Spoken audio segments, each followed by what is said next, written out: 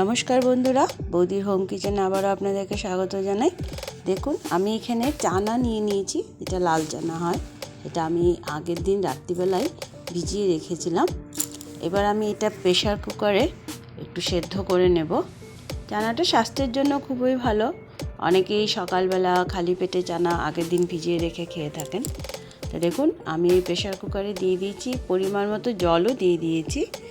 এবার এর মধ্যে অল্প একটু লবণ দিয়ে আমি বেশ 5-6টা সিটি মেরে নেব, যাতে খুব ভালোভাবে চানাটা সেদ্ধ হয়ে যায়, নরম হয়ে যায়। তার জন্য দেখুন, আমি প্রেশারটা বন্ধ করে বসিয়ে দিচ্ছি। 5-7টা সিটি মেরে নেবেন, কেননা চানা অনেক সময় শক্ত থাকে, তো একটু ভালো সেদ্ধ করার জন্য 5-7টা সিটি অবশ্যই মেরে নেবেন। এই দেখুন, আমি আমার চানাটাকে সেদ্ধ করে নিয়েছি, একদম নরম সেদ্ধ হয়ে গেছে। এই দেখুন, এবার আমি এগুলো জল থেকে তুলে নিই। আমি জল থেকে চানাগুলো তুলে নিয়েছি এবং চানাগুলো খুব ভালো সেদ্ধ হয়ে গেছে। আমি এখানে একটা বড় সাইজের পেঁয়াজ কুচি করে কেটে নিয়েছি। আমি কড়াইটা বসিয়ে দিলাম এবং কড়াইয়ে যতটুকু চানা সেই পরিমাণ অনুযায়ী তেল দিয়ে দিতে হবে। তেলটা ভালো গরম হয়ে এসছে। এবার আমি এর মধ্যে দিয়ে দিচ্ছি 3টে শুকনো লঙ্কা। শুকনো লঙ্কাটা একটু লাল হতে দেব। এবার আমি এর মধ্যে দিয়ে দেব রসুন কুচি। সকালে বা বিকেলের ব্রেকফাস্টে আপনারা এটা বানাতে পারেন। রসুন কুচিটা দেওয়ার পর আমি এর মধ্যে কেটে রাখা পেঁয়াজটা দিয়ে দিচ্ছি। দিয়ে ভালো করে এবার রসুন আর পেঁয়াজটাকে ভেজে নিতে হবে। চটজলদি এই রেসিপিটা তৈরি হয়ে যাবে। তো আপনারা এটা সকালে ব্রেকফাস্টে রুটি বা পরোটার সাথেও খেতে পারেন, বা বিকেলে চায়ের সাথেও খেতে পারেন। হ্যাভি টেস্টি একটা রেসিপি, অবশ্যই আপনারা বাড়িতে এটা ট্রাই করবেন। পেঁয়াজটাকে খুব ভালো করে কিন্তু ভেজে নিতে হবে একটু।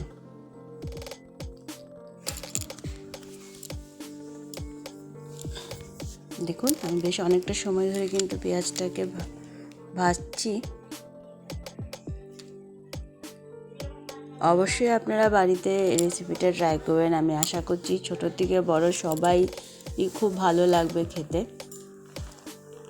পেঁয়াজটাকে এভাবে লম্বা লম্বা করে মিহি করে কেটে নিয়ে এটা করলে খুব ভালো হবে। দেখুন, আমি বেশ কিন্তু অনেকটা সময় ধরে পেঁয়াজটাকে ভেজে নিচ্ছি।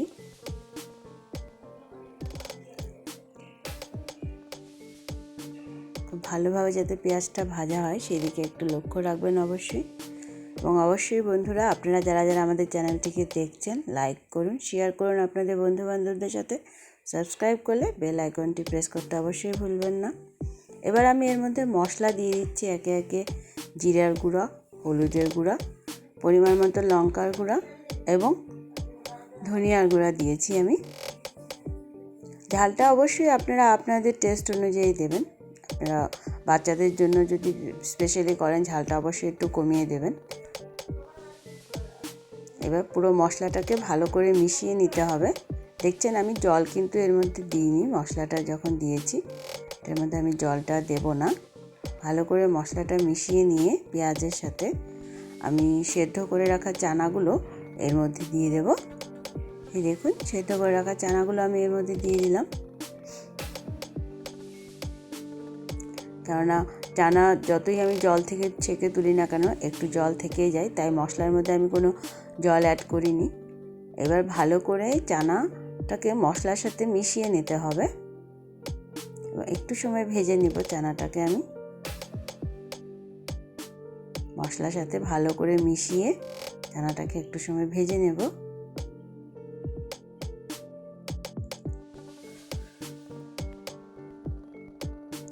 দেখুন, আমার চানাটা কিন্তু আস্তে আস্তে ভাজা হয়ে যাচ্ছে সুন্দর। যখন একটু ভালো ভাজা হয়ে এসছে তখন আমি এর মধ্যে দিয়ে দিলাম পরিমাণ মতো লবণ।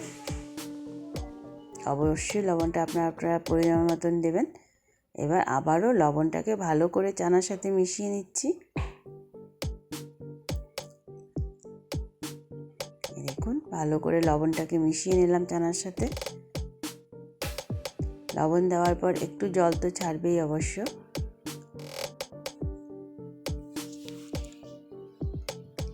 এবার আমার চানাটা খুব ভালো ভাজা হয়ে গেছে। আমি এখন এর মধ্যে সামান্য একটুখানি গরম মশলা গুঁড়ো দিয়ে দেব।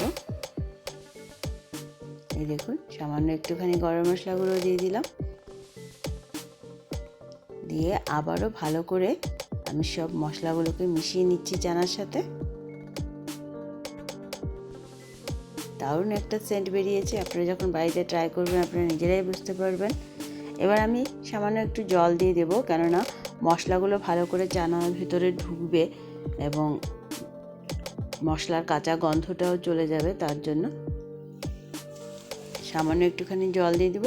অলরেডি চানাগুলো আমার খুব ভালোই সেদ্ধ হয়ে গেছে, তাই বেশি জলের প্রয়োজন নেই। যখন জলটা টেনে আসবে তখন আপনারা নিজেই দেখতে পাবেন চানার মধ্যে মশলাগুলো ঢুকে যাবে সুন্দর, এবং জলটা পুরোপুরিভাবে টানতে শুরু করে দিয়েছে। এবার জলটা পুরোটা টানিয়ে নিতে হবে এবং ভাজা ভাজা মতো হয়ে গেলে এটাকে নামিয়ে নিতে হবে। এই দেখুন, আমার এটা মোটামুটি পুরোই রেডি হয়ে গেছে, জলটা টেনে যাচ্ছে পুরো। অবশ্যই বন্ধুরা আপনারা এই রেসিপিটা বাড়িতে ট্রাই করবেন এবং অবশ্যই আমাকে জানাবেন যে খেতে কেমন হয়েছে। আমার এই রেসিপিটা একদম রেডি হয়ে গেছে। চানা মশলাটা আপনারা রুটি বা পরোটার সাথে এটা খেতে পারেন, বা খালি খালিও এটা খেতে বাচ্চারা খুব পছন্দ করে। তো অবশ্যই বাড়িতে একবার এটা বানিয়ে নেবেন। দেখুন, এটা পুরো জলটা শুকিয়ে কিন্তু তেল ছাড়তে শুরু করে দিয়েছে। আমি এখানে 2-4টে কাঁচা লঙ্কা অ্যাড করে দিলাম। কাঁচা লঙ্কার গন্ধটা খুব সুন্দর হয়, তাই শেষ মুহূর্তে কাঁচা লঙ্কাটা আমি দিলাম। দেখুন, পুরোটা জল টেনে গেছে এবং তেল পুরো ছেড়ে দিয়েছে চানার থেকে। এবার আমি এটাকে নামিয়ে নেব। গ্যাসটা বন্ধ করে দিচ্ছি আমি। দেখুন, ভাজা ভাজা চানা মশলা পুরোপুরি রেডি। অবশ্যই আপনারা এটা বাড়িতে ট্রাই করবেন এবং অতিথিরা আসলেও আপনারা এটা বানিয়ে তাদেরকে দিতে পারেন। খেতে হেভি টেস্টি হয়। খালি খালি খেতেও এটা খুব ভালো লাগে, রুটি বা পরোটার সাথে খেতেও খুবই ভালো লাগে। তো দেখুন বন্ধুরা, আমার এই মশলাদার চানাটা একদম রেডি হয়ে গেছে, আমি নামিয়ে নিয়েছি। অবশ্যই আপনারা এটা বাড়িতে ট্রাই করবেন এবং অবশ্যই আমাকে জানাবেন। তা আবারও দেখা হবে নতুন একটা রেসিপির সাথে। ততক্ষণের জন্য আপনাদেরকে ধন্যবাদ।